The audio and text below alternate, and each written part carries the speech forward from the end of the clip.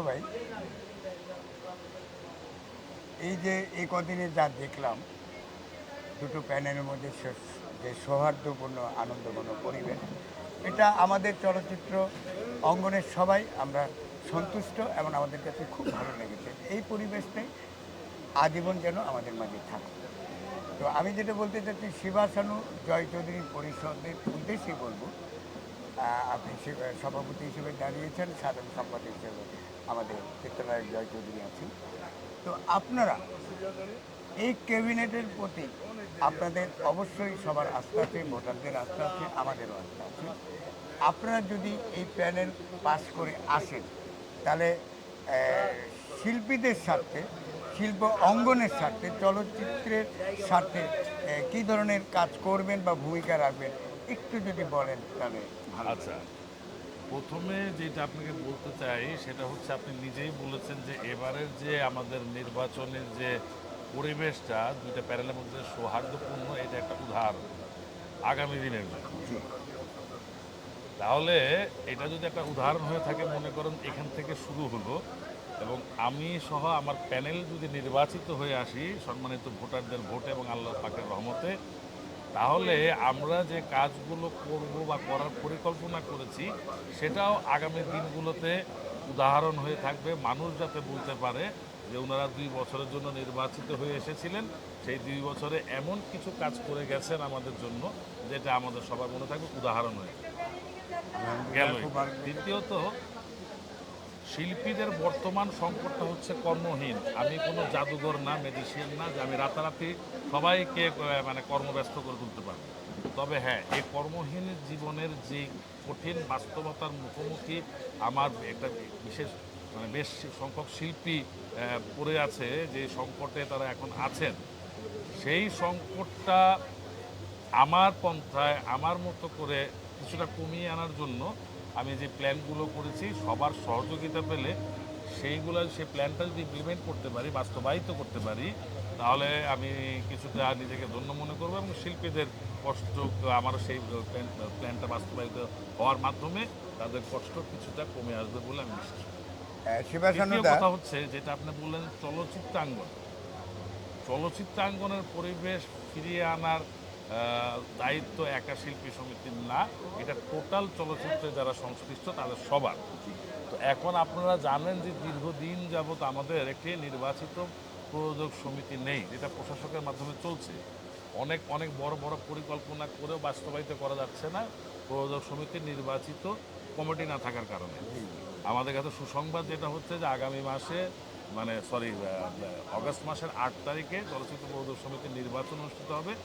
সেই নির্বাচনে যোগ্য ব্যক্তিরা নির্বাচিত হয়ে আসলে সবাই মিলে একটা প্ল্যান করলে, সেই প্ল্যান বাস্তবায়িত করার জন্য যাতে করে আমরা আমাদের চলচ্চিত্রে পুরোদিনের গৌরব ফিরিয়ে আনার চেষ্টা করতে পারি, সেই জন্য আমরা শিল্পী সমিতি যদি আমরাও নির্বাচিত হই, তাহলে আমরা সর্বাত্মক সেটা বাস্তবায়নের চেষ্টা করবো, তাদেরকে সাপোর্ট করব। আচ্ছা, আমি একটু নেগেটিভ ওয়েতে প্রশ্নটা করছি। এই যে দুটো প্যানেল যেই পাশ করে আসুক, মনে করেন এর বিপরীতটা যদি ঘটে, তাহলে কি আমি শিল্পী সমিতির যে উন্নয়নের যে ধারাটা অব্যাহত রাখবে বা যারা রাখতে চাইবেন বা রাখার ইচ্ছা রাখবে, তাদের পাশে কি এই দুই ক্যাবিনেটে যারা বাইরে চলে যাবেন, সেইভাবে কি তারা এই ক্যাবিনেটের পাশে থেকে কাজ করবে? দেখেন, একটা কথা কিন্তু বললেই বলে ফেলা যায়, কিন্তু কথার সত্যতা বা তার বাস্তবিক অবস্থান কি, মানে সেটা যাচাই করতে হয়। যেমন ধরেন যে আপনারা জানেন যে বছর দেড়েক যাবৎ শিল্পী সমিতির যে ভাই একটু বিগত পরে কথা দিনের যে বলছি, একটু নির্বাচিত পরে। আমি কমিটিটা অ্যাপ ছিল, দিচ্ছি, আমি অ্যাপ দিচ্ছি। 5ই আগস্ট পরবর্তী সময়ে আমাদের সম্মানিত সভাপতি সাহেব তার পারিবারিক কারণে উনি এবং তার চিকিৎসার কারণে উনি বেশ কিছুদিন আমেরিকাতে ছিলেন, এবং সাধারণ সম্পাদক সাহেবও খুব অসুস্থ হয়ে পড়ায় তিনি চিকিৎসার জন্য বিদেশে যান। তারপরে শিল্পী সমিতি তখন মোটামুটি একটু তো অভিভাবকহীনের মতোই হয়ে পড়েছিল। সেই সময় থেকে কিন্তু আমি কখনোই মানে একটি দিনের জন্যেও আমার নিজেকে শিল্পী সমিতি বা শিল্পীদের কাছ থেকে দূরে রাখিনি। এবং এর মধ্যে দুটো ঈদ গেছে।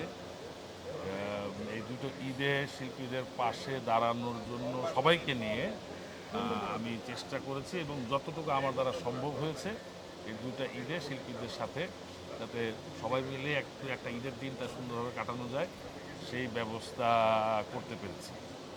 আর বাকি যেগুলো প্রশাসনিক কাজ শিল্পী সমিতি, সেগুলো তো আর আমার করার ক্ষমতা নেই, বিকজ আমি তো কমিটিতে ছিলাম না। অন্যান্য যে কোনো ধরনের যত সমস্যায় আমার কানে এসেছে আমি চেষ্টা করেছি সেগুলো লাঘব করার। তো এটার জন্য আমার প্রেসিডেন্ট সেক্রেটারি হতে হয়নি, কিন্তু কিছু কাজ থাকে যেটা আপনাকে করতে গেলে আপনার একটা আইডেন্টিটি নিয়ে যেতে হয়। আমি শিবাসানুর শিল্পী, সবাই জানে, না, একটা কিন্তু আমি পরিচিতি থাকে। সংগঠনের জন্য যে সংগঠনে যাচ্ছি সেই সংগঠনের আমি কোথায় আছি এটাও অনেকে অবস্থান জিজ্ঞেস থাকে। করতে পারে। হ্যাঁ। সেই কারণেই কিন্তু এবার নির্বাচনে অংশগ্রহণ করা। তো আমি যদি নির্বাচিত হই, ইনশাল্লাহ আমার মতো করে আমি কাজ করব। আর যদি অন্যরা নির্বাচিত হয়, তাদের প্ল্যান কি আমি জানি না। তাদের প্ল্যান ইমপ্লিমেন্ট করতে হলে তারা যদি মনে করে যে আমাকে দরকার তাদের প্ল্যান ইমপ্লিমেন্ট করার জন্য, আমি অবশ্যই যাব। কারণ আমি কোনো প্যানেলের জন্য যাব না, আমি যাব আমার এই 600 শিল্পীর জন্য। শিল্পী। আচ্ছা, আরেকটা প্রশ্ন, সেটা হলো এই যে পরিচালক সমিতি, সামনে যে পৌর সমিতি আসবে এবং আরও সব মিলিয়ে 19টি সমিতি, তো এই যে 19টি সমিতির মধ্যে বারবার আমরা চেষ্টা করেছি সমন্বয় করাটা কেন, যে চলচ্চিত্রকে অগ্রগতির পথে এগিয়ে নিয়ে যাওয়ার জন্য। মনে করেন আপনার ক্যাবিনেটে যখন আপনি ক্ষমতা নিয়ে আসবেন, তখন আপনি, আমাদের সরকার আছে এবং জনগণ দ্বারা পাশ করা সরকার, সমর্থিত সরকার, সেই সরকারের কাছে গিয়ে আপনারা কতটুকু আমাদের জন্য, পূর্ণাঙ্গ চলচ্চিত্রের জন্য কতটুকু কী করতে পারবেন বলে আপনারা আশা করেন? বর্তমান সরকার পুরো বাংলাদেশের যে সমস্ত সমস্যাগুলো সেগুলো দূরীকরণের পাশাপাশি ক্রীড়া এবং সংস্কৃতি চর্চাও তাদের অনেক অনেক দৃষ্টি রয়েছে, অনেক বড় দৃষ্টি রয়েছে। এবং এটাকে দলীয় দৃষ্টিকোণ থেকে না দেখে মানে না, আমি দলীয়ভাবে নিয়ে প্রশ্নটা করিনি। সবাইকে নিয়ে কিভাবে এই সেক্টরগুলোতে উন্নতি করা যায়, এগুলোর যে সমস্ত সমস্যা আছে সেগুলো দূর করা যায়, সেই ব্যাপারে সরকার ওয়াকিবহাল। আমি যতটুকু আমার সম্ভব হয়েছে কালচারাল মিনিস্ট্রিতে বা ইনফরমেশন মিনিস্ট্রিতে যাওয়ার, সেখান থেকে আমি তাদের সাথে আলাপ করে দেখেছি। তাদের কথা হচ্ছে সমস্যার সমাধান করা এবং সংকট থেকে উত্তরণের পথ খুঁজে বের করা। এবং সেটাকে অ্যাপ্লাই করতে হবে, আপনারা এবং অ্যাপ্লাই। সেটা হ্যাঁ, সঠিকভাবে যদি আপনি পথ দেখাতে পারেন, অ্যাপ্লাই করতে পারেন, তাহলে তারা অবশ্যই আপনার পাশে থাকবে। আচ্ছা, আরেকটা গ্যাপ কিন্তু রয়ে গেছে প্রযোজক, পরিচালক এবং শিল্পীদের মধ্যে। গ্যাপটা আমি বলবো, আমাদের বাজারটা কিন্তু ছোট সামনে, আগের মতো সেই 12-1300 হল আমাদের নেই। আচ্ছা, 12-1300 হল আমাদের নেই।